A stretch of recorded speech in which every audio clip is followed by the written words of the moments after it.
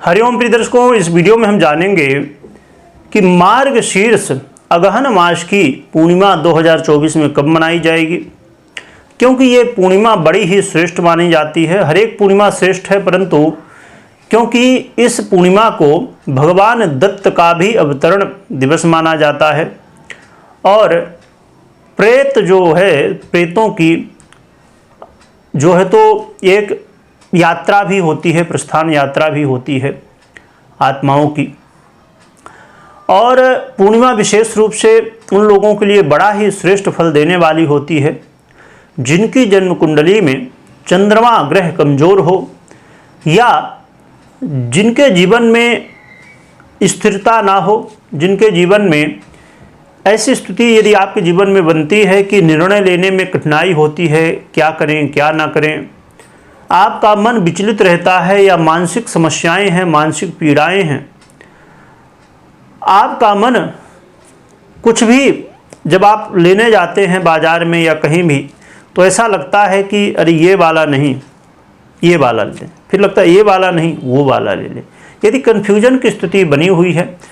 आपके जन्म कुंडली में चंद्रमा की स्थिति कमज़ोर है, तो ये पूर्णिमा का व्रत बड़ा ही श्रेष्ठ होता है।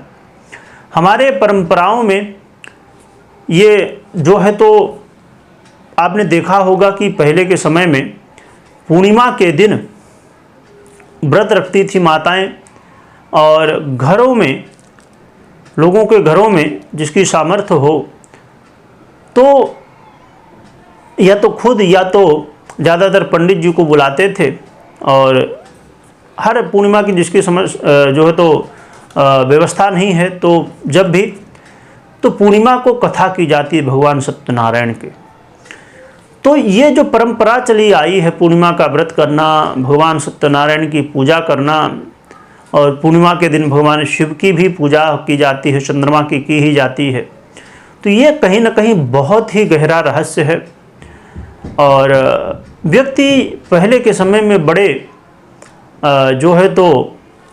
निर्णय एक क्षण में ले लेते थे क्योंकि उनका मन बड़ा स्थिर रहता था। इसलिए आज के समय में ज़रूरी है इन सब चीज़ों को समझने की कि बहुत सारी ऐसी परंपरा चली आ रही हैं जिनमें बड़े गूढ़ रहस्य हैं और उसके बड़े श्रेष्ठ फल हमें प्राप्त होते हैं। हम खाली उसमें ध्यान नहीं देते और मॉडर्न ज़माने के नाम में उन्हें देखते नहीं, मानते नहीं, समझते नहीं। तो पूर्णिमा मार्गशीर्ष यानी कि अगहन मास की पूर्णिमा कब है 2024 में? मार्गशीर्ष पूर्णिमा 15 दिसंबर रविवार को मनाई जाएगी। इसी दिन आप चंद्रमा की आराधना कर सकते हैं, इसी दिन आप भगवान सत्यनारायण की पूजा कर सकते हैं और व्रत कथा आदि कर सकते हैं और व्रत दान आदि सब कर सकते हैं।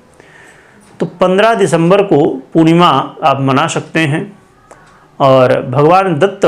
का भी ये अवतरण दिवस भी मनाया जा सकता है यदि आप मनाते हैं तो।